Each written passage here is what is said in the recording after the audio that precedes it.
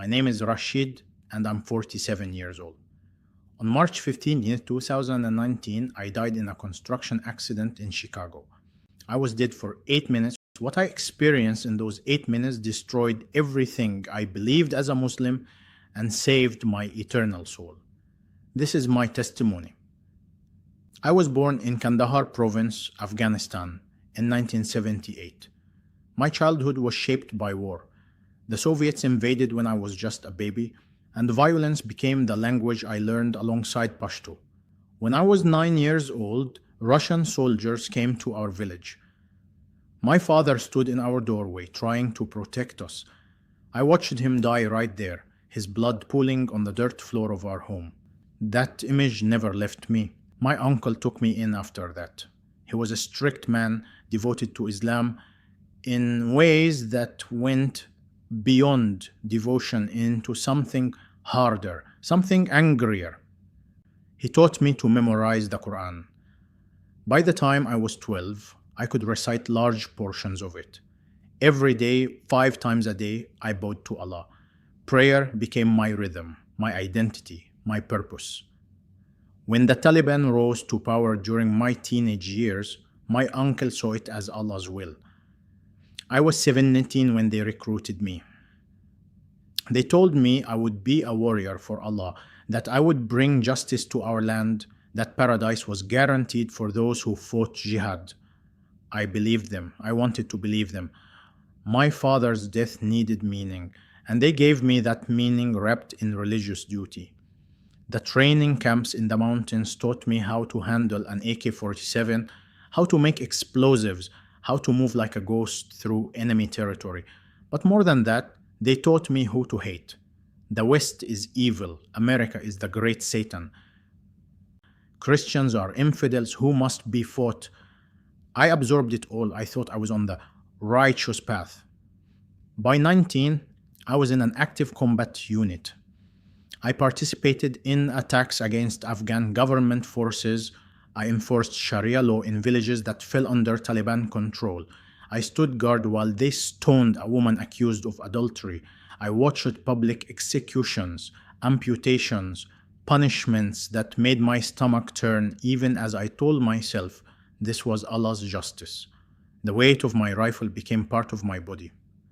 I slept with one eye open, always ready for battle, always ready to kill or be killed. But something began to crack inside me when I was 24.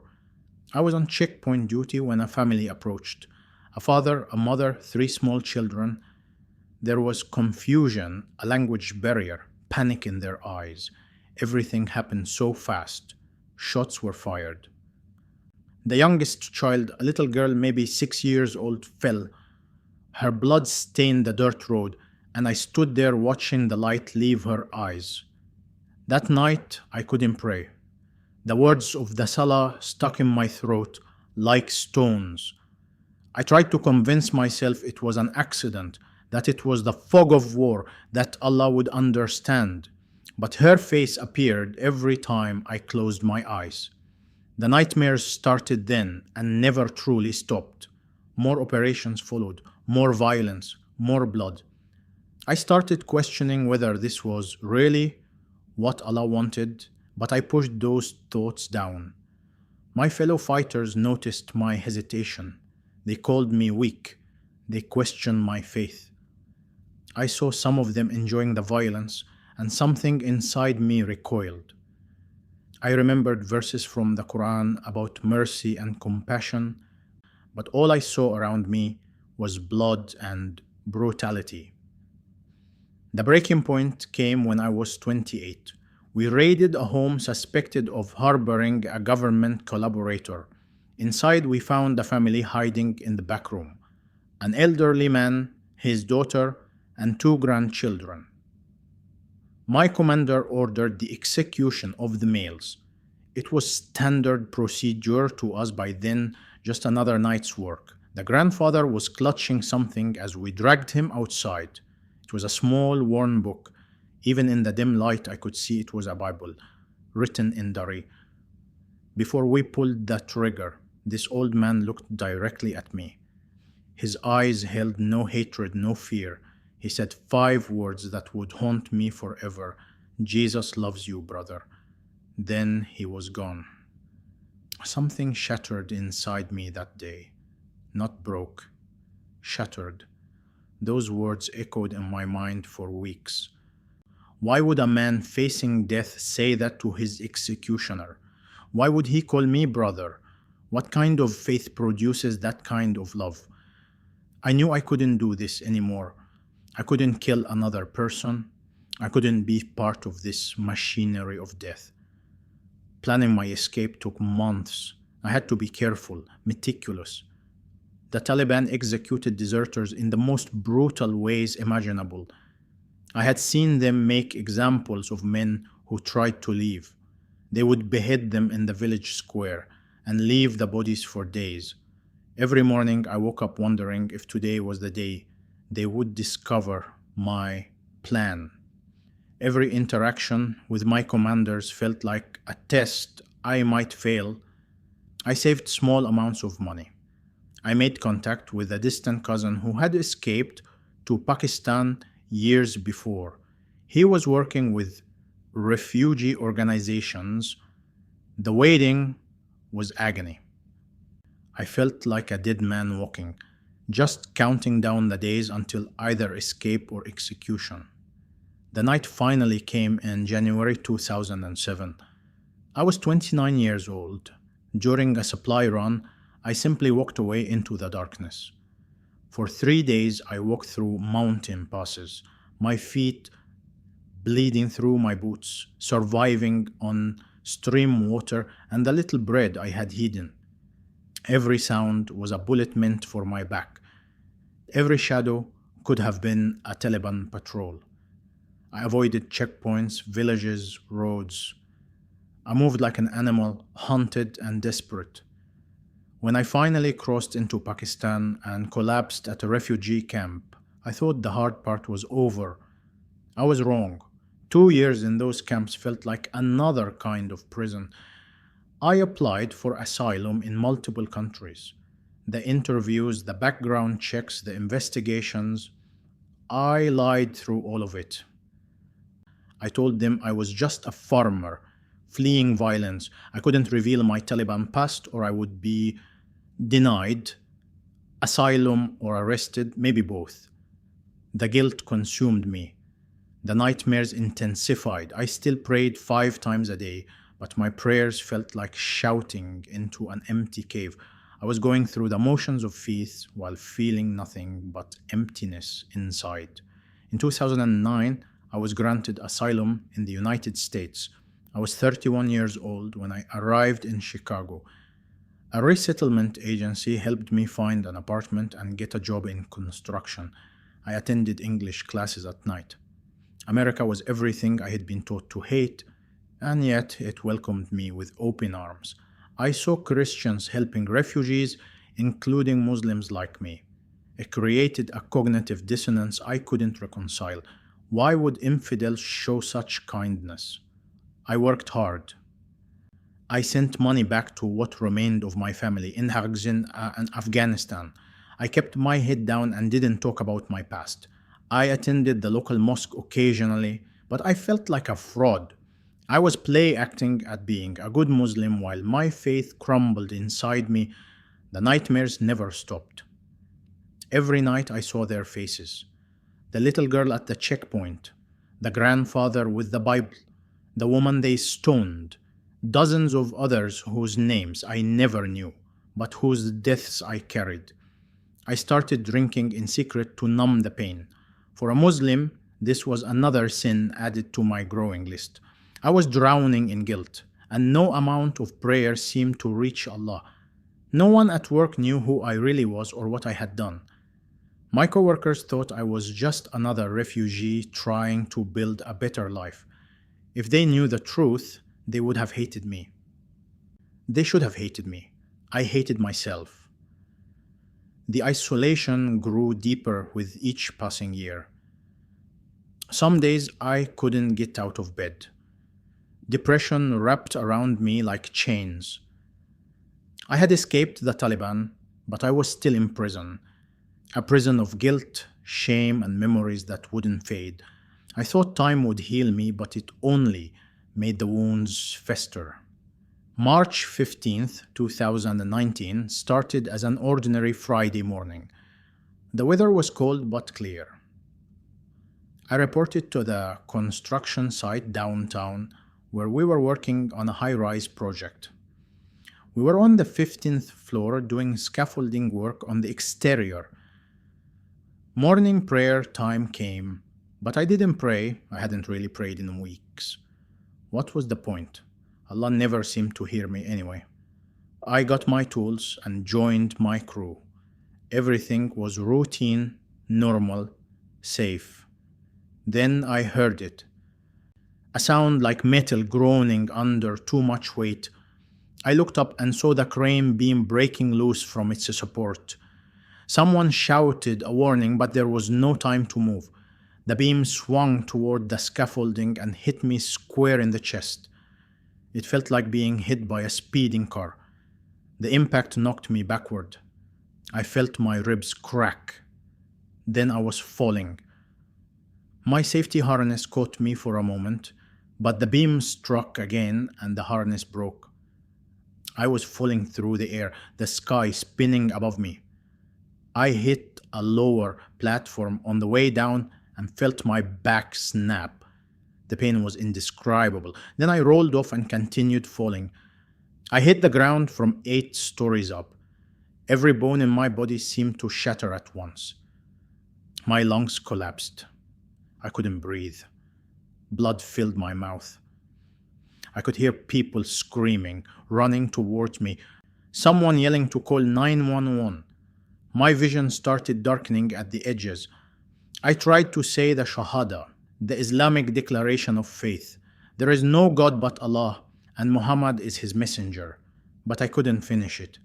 Blood choked off the words. I thought, I'm dying. This is really it. Terror gripped me. Allah, I'm not ready. I'm not ready for judgment.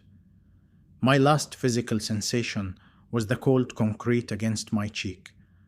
My last thought was a question that had haunted me for years. What comes next? Then everything went black. Not the kind of black you see when you close your eyes. This was a darkness I had never known. A darkness so complete it felt alive. And then I was somewhere else. I was aware, but I had no body. No pain, which was the first thing I noticed. No breath, no heartbeat, no physical sensation at all.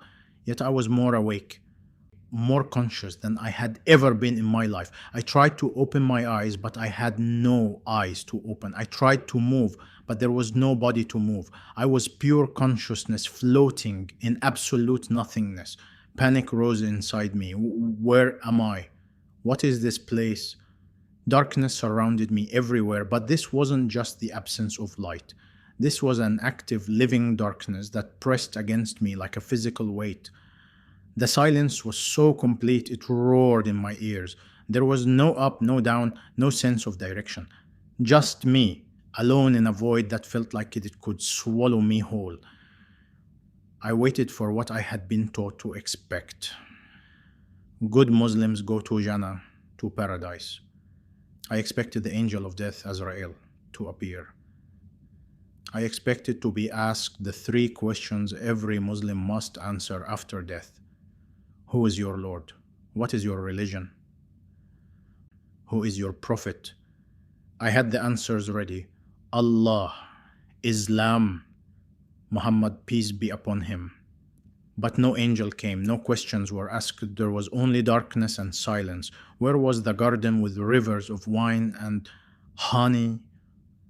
Where were the rewards I had been promised? Where was paradise? Just emptiness and me alone in it. Dread began creeping through me like poison. Something was very wrong. This wasn't what I expected. This wasn't what I had been promised. I started calling out, Allah, Allah, where are you? My voice, though I had no voice, echoed into nothingness. No response came. Allah, I am your servant. I fought for you. I killed for you. Still nothing but terrible silence. I tried reciting verses from the Quran. Bismillah ar-Rahman ar-Rahim. In the name of Allah, the most gracious, the most merciful. But the words felt empty, powerless. They dissolved into the void without effect. Why wasn't he answering? Why was there only silence? Then the memories came. Not like normal remembering.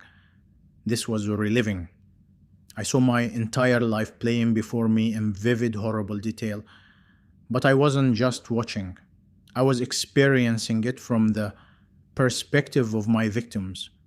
I felt what they felt. I saw the little girl at the checkpoint again. But this time, I felt her fear as she saw the gun pointed at her. I felt the bullet enter her small body. I felt her confusion and pain as her life drained away. I wanted to look away, to close my eyes, but I couldn't. I was forced to witness it all. One by one, every person I had hurt appeared before me. The grandfather with the Bible. I felt his forgiveness even as I pulled the trigger, and somehow that made it worse. The woman they stoned for adultery. I felt every stone that struck her body, every moment of her agony, while I stood there and did nothing to stop it. Men I had killed in combat.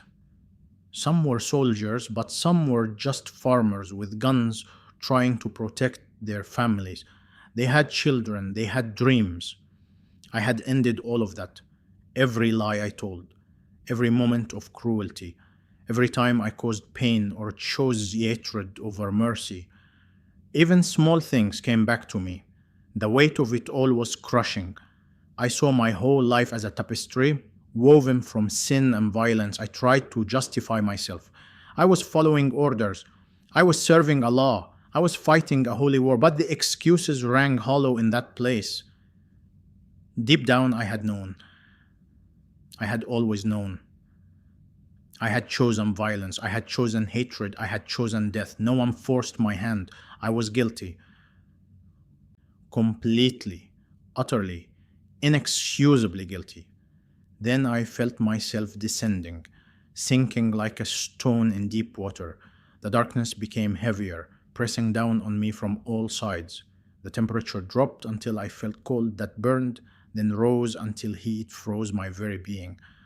Nothing made sense. I was experiencing physical sensations without a physical body. Terror gripped me. This is hell. I'm going to hell. I called out to Allah again, desperate and frantic now. Allah, Allah, please have mercy. I recited the Shahada over and over. There is no God but Allah. Muhammad is his messenger.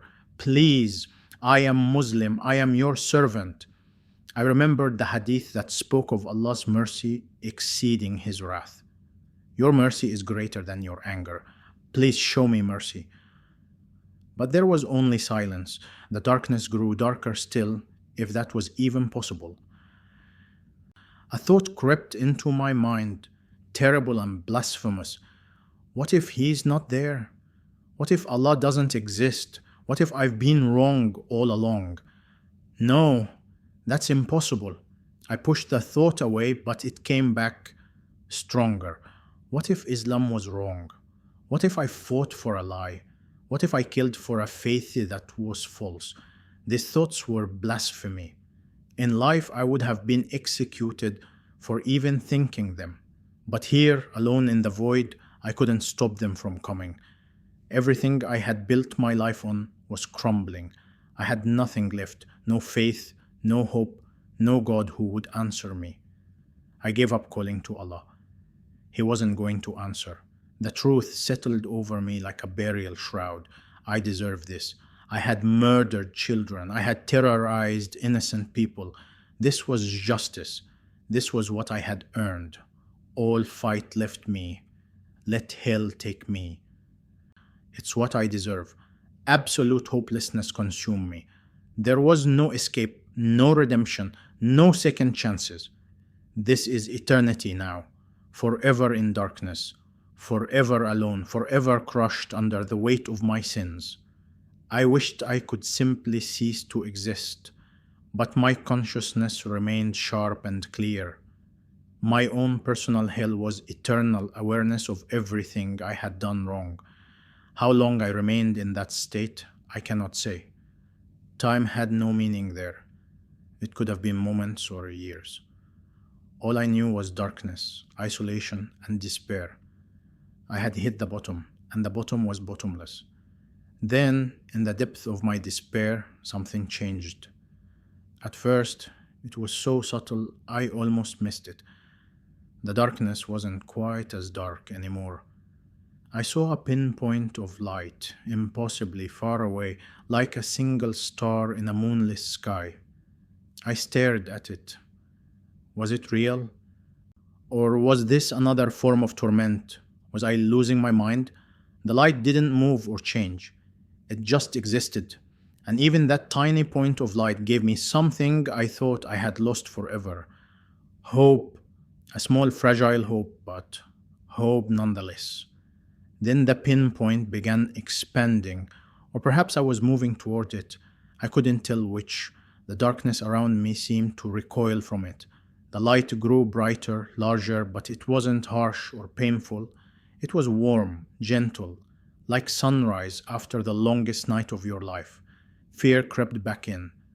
What is this? Is this another torment? What if it's a trick? But something in me was drawn to that light, like a drowning man seeing the surface of the water. I couldn't resist even if I wanted to. The pull was magnetic, irresistible. I was moving faster now, accelerating toward the light. The darkness clung to me, trying to hold me back, but the light was stronger. Every moment it grew brighter. Every moment the warmth increased. I started feeling again. Not physical feeling, but spiritual sensation. The numbness was leaving. The despair was loosening its grip. Then I realized something that made me tremble.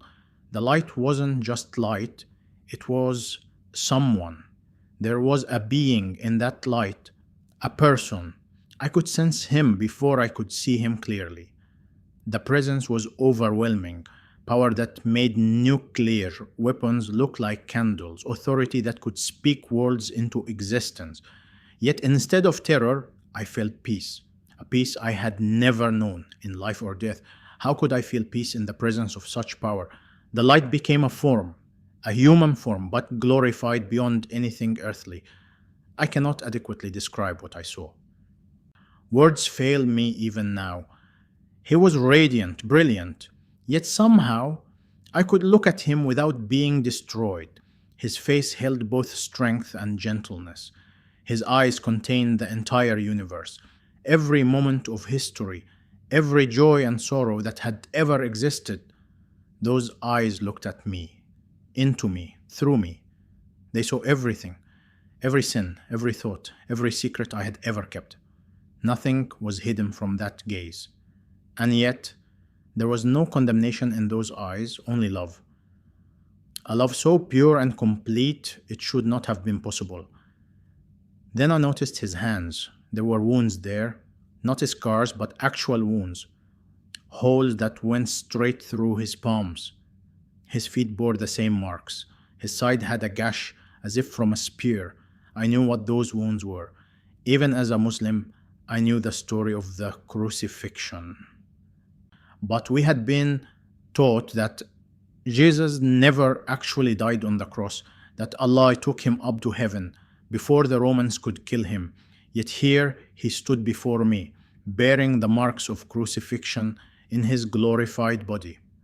Prophets don't carry wounds into eternity. This was something else entirely, someone else entirely. He spoke, not with sound, but directly to my being. The voice carried the weight of mountains moving and oceans forming, yet it was gentle and intimate, like a father speaking to his beloved child. Rashid, he knew my name. Not just the name I went by, but my true name, the name written in eternity. I have been waiting for you, I have been calling you. Confusion, shock, awe, and terror flooded through me all at once. I managed to form words in my mind. Who are you? Are you Allah? Are you an angel? Are you Azrael, the angel of death? Please tell me who you are. I desperately hoped he was Allah appearing in a form I didn't expect, but the answer that came shattered everything I thought I knew. I am Jesus. I am the way, the truth, and the life. I am the Son of God. I am the Word made flesh. And I died for you, Rashid. No, no, that's impossible. You're Isa ibn Maryam. You're just a prophet. The Quran says you didn't die on the cross. It says Allah took you up to heaven before the crucifixion. The Quran says you're not the Son of God. That's shirk, the unforgivable sin. All my Islamic teaching was screaming in my head. This couldn't be real, this couldn't be true. But he stood before me with those wounds visible in his hands, and I knew, God help me, I knew he was telling the truth. The Quran was written 600 years after my death, he said, by a man who never met me, never knew me. Muhammad heard from an angel, but which angel? I told my disciples that false prophets would come. They would deny that I died. They would deny that I am God's son. They would lead many astray. Rashid, I died. I was buried. I rose again on the third day. These wounds are real. Touch them if you doubt. I am the one the Torah foretold. I am the one all the prophets pointed toward.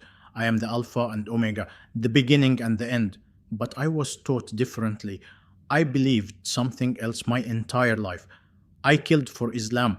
I dedicated everything to Allah. How can it all be a lie? Grief overwhelmed me, worse than anything I had felt before. I murdered people for a false God. I persecuted Christians, your followers. The weight crushed me more than my sins had.